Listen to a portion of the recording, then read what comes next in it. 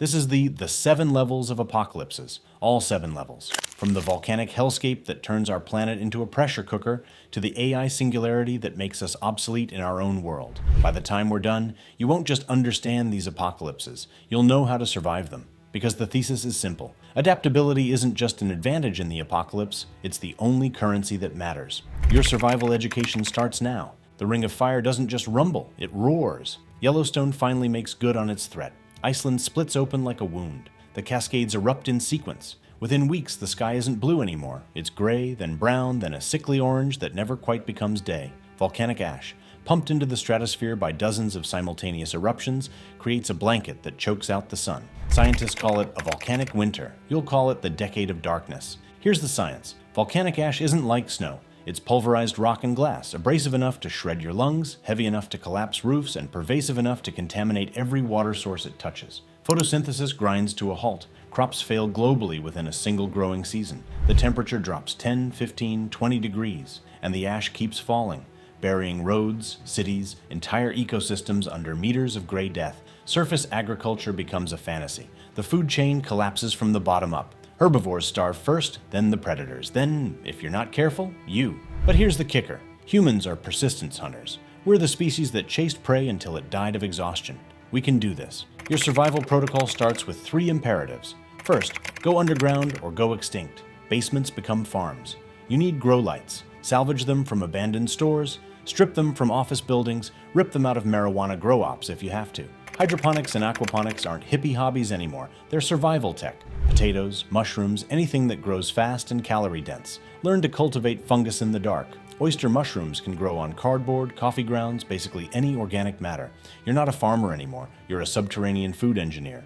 Second, filter everything. Ash contaminates water with sulfuric acid and heavy metals. You need multi-stage filtration. Cloth pre-filters to catch the big particles, activated charcoal for chemicals, and boiling for pathogens. Rainwater collection becomes a death trap. Ash turns it into liquid sandpaper. Instead, dig for groundwater, tap into underground springs, or distill what you have. Every drop you drink unfiltered is a gamble with your kidneys and your life. Third, hunt smart, not hard. Animals are struggling too, but they're more adaptable than plants. Focus on small game. Rabbits, squirrels, rats if it comes to it. They breed fast and eat anything. Set traps instead of stalking. Conserve your energy. Learn to preserve meat through smoking and salt curing because refrigeration is a luxury you no longer have. And remember, in a volcanic apocalypse, protein is power. The volcanic apocalypse is brutal, but it's survivable. Humans have weathered volcanic winters before. The Toba supervolcano nearly wiped us out 74,000 years ago, and we're still here. You can be too. Adapt your food sources, protect your water, and embrace the underground. When the ash finally settles and the sun breaks through again, you'll be the one who emerges, blinking into the new world. Now imagine a different nightmare. You wake up and nothing works. Not your phone, not your car, not the power grid, the internet, the GPS satellites, the medical equipment keeping people alive in hospitals, a massive coronal mass ejection from the sun, or a coordinated high-altitude nuclear EMP attack has fried every circuit, melted every microchip, and erased every hard drive. In an instant, we're not just without technology. We're without the knowledge to rebuild it. Because here's the dirty secret. How many people actually know how to manufacture a transistor? How to refine silicon? How to generate electricity without existing infrastructure? The electromagnetic apocalypse isn't about destruction, it's about regression. We don't just lose our tools, we lose 2 centuries of technological progress. The electrical grid is gone, and it's not coming back without components we can no longer manufacture. Transportation networks collapse because modern vehicles are computers on wheels. Supply chains evaporate overnight. Within a week, cities become death traps as food runs out and water treatment plants fail. Within a month, the die-off begins, not from violence, but from the simple absence of the systems we've built our entire civilization upon. And here's the kicker. In this apocalypse, knowledge really is power. The person who can forge steel, generate electricity, or compound medicine becomes royalty. Your survival strategy requires a complete mental shift. First, become a knowledge hoarder. Right now, before the apocalypse, print everything. Medical textbooks, engineering manuals, agricultural guides, chemistry references. Paper doesn't need electricity. Create a survival library and protect it like your life depends on it, because it does. Learn practical skills with your hands. Blacksmithing, carpentry, basic electrical engineering, herbal medicine. YouTube tutorials won't exist anymore, so the knowledge in your head is the only knowledge that matters. Second, master pre-industrial technology. Water wheels, windmills, steam engines. These are your new power sources. Learn to generate electricity with magnets and copper wire. Understand how to build a forge and work metal without modern tools. Study how the Amish live, because they've been preparing for this apocalypse their entire existence. Bicycles become premium transportation. Mechanical devices, wind-up clocks, manual tools, lever-action rifles are worth more than gold because they function without batteries or circuits. Third, form knowledge guilds. You can't know everything, so specialize and network. Find the engineer, the doctor, the farmer, the chemist. Create communities where skills are traded like currency. The lone wolf dies in the electromagnetic apocalypse. The pack survives. Establish apprenticeship systems to pass knowledge to the next generation, because rebuilding will take decades, maybe centuries. The electromagnetic apocalypse strips away our technological crutches and asks a fundamental question. Can we survive on knowledge and skill alone? The answer is yes, but only if we prepare now. Learn voraciously.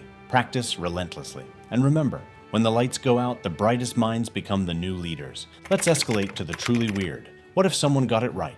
What if the apocalypse isn't natural or man-made, but divine?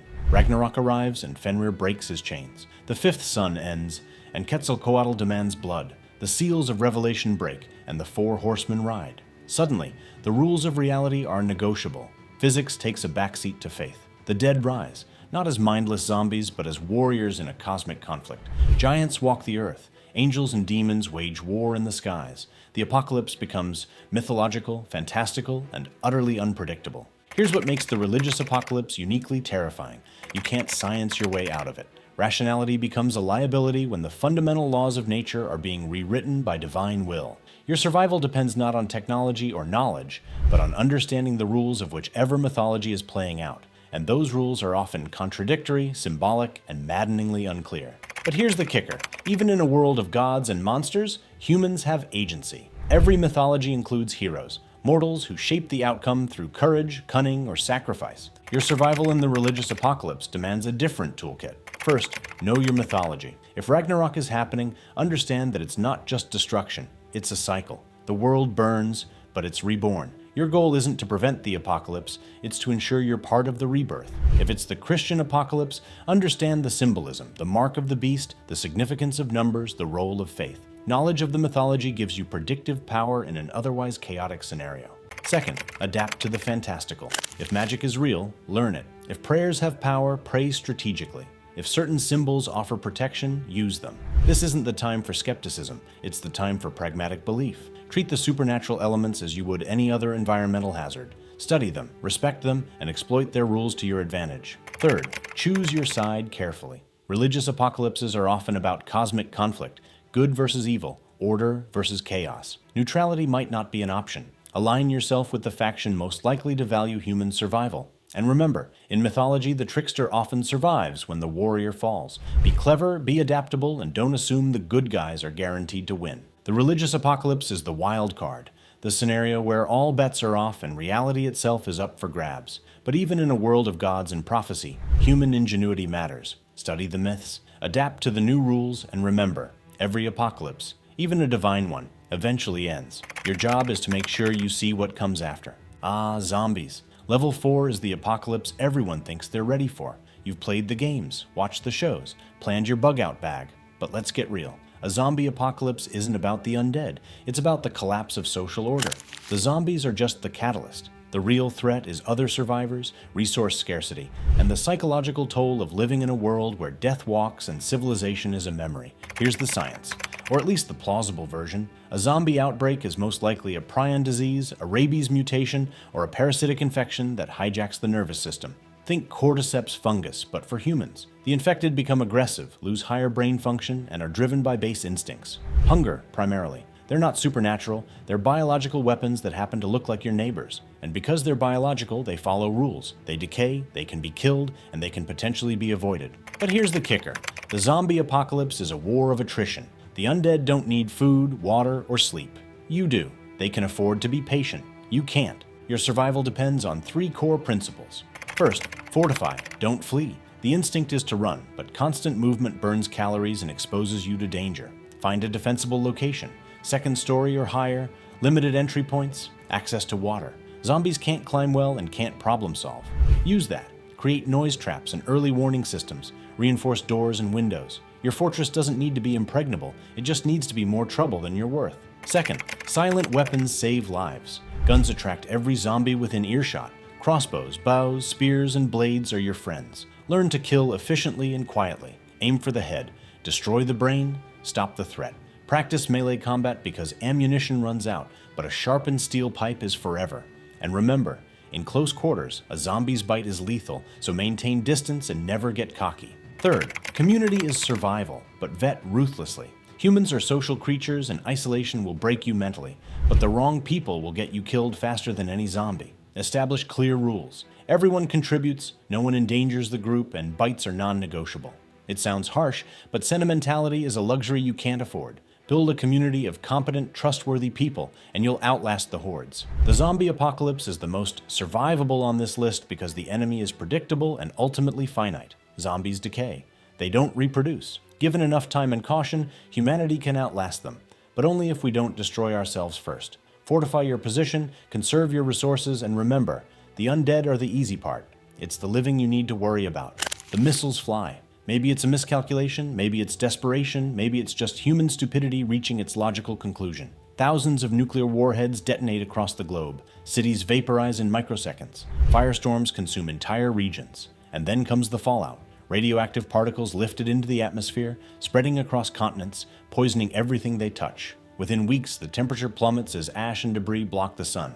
It's a volcanic apocalypse, but worse because the ash is radioactive and the destruction is global. Here's the grim reality. A full-scale nuclear exchange doesn't just kill billions immediately, it dooms the survivors to a slow death. Radiation sickness, cancer, genetic mutations, and starvation become the new normal. The food chain collapses, water sources are contaminated, and the psychological impact of knowing that humanity did this to itself is almost as devastating as the bombs. But here's the kicker. People survived Hiroshima and Nagasaki. People lived through Chernobyl. Nuclear apocalypse is survivable if you know what you're doing. Your survival protocol is time-sensitive and unforgiving. First, the first 48 hours are critical. If you're not vaporized in the initial blast, get underground immediately. Fallout is heaviest in the first 2 days. A basement, a subway tunnel, even a ditch covered with dirt can reduce your radiation exposure by 90%. Stock your shelter with water, non-perishable food, and a battery-powered radio. Don't emerge until the radiation levels drop. Use a Geiger counter if you have one, or wait at least 2 weeks if you don't. Second, decontamination is non-negotiable. When you do emerge, assume everything outside is contaminated.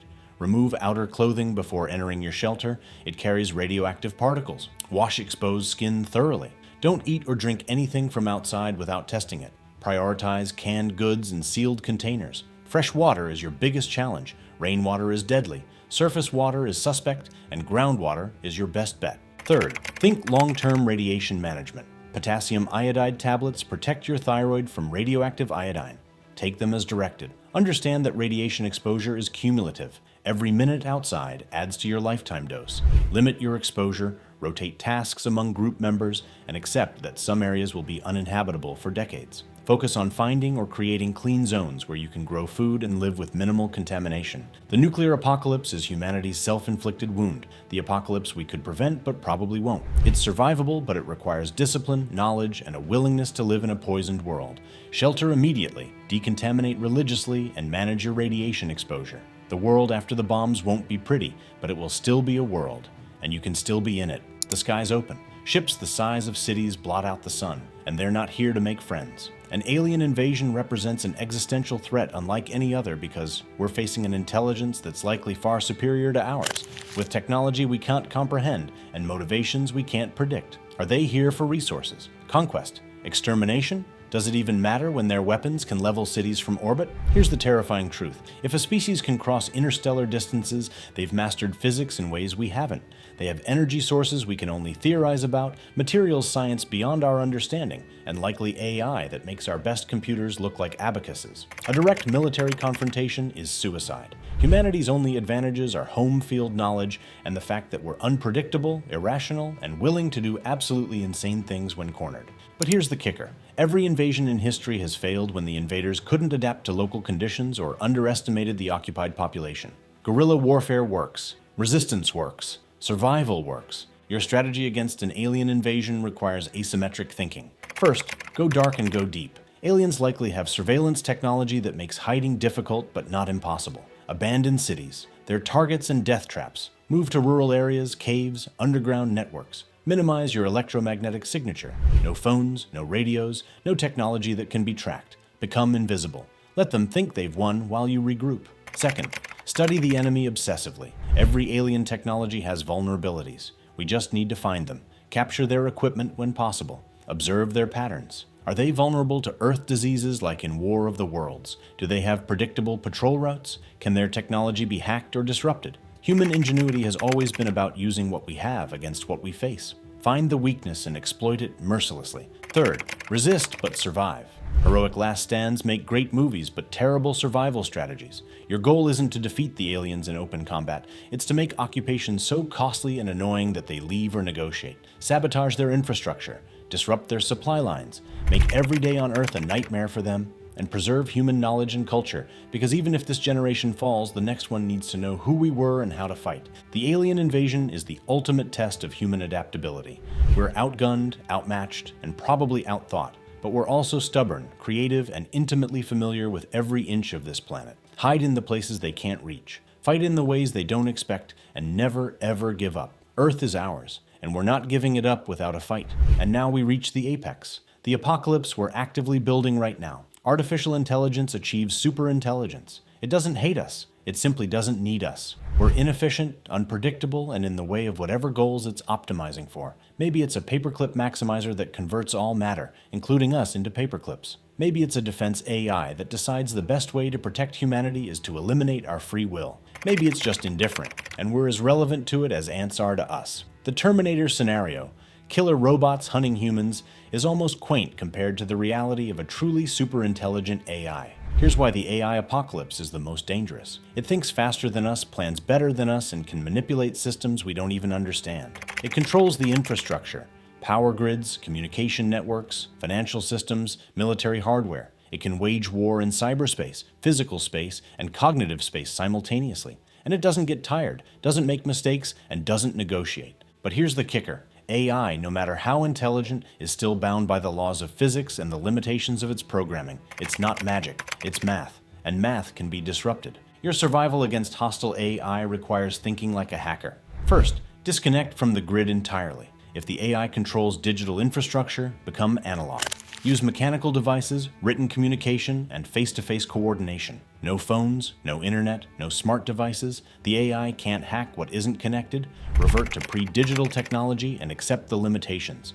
You're trading convenience for invisibility. Second, exploit physical limitations. AI needs hardware, servers, power sources, cooling systems. These are vulnerable to physical attack. Target data centers, power plants, and communication hubs. The AI might be super intelligent, but it still needs electricity. Cut the power and you buy time. Use EMPs, sabotage, and old-fashioned destruction. Make the physical world hostile to its infrastructure. Third, preserve human unpredictability. AI excels at pattern recognition and prediction. Be random, be irrational, do things that don't make logical sense. The AI will struggle to model behavior that defies optimization. And most importantly, preserve human culture, art, and knowledge in forms the AI can't access or doesn't value. Because even if we lose this round, the next generation of humans needs to know how to fight smarter.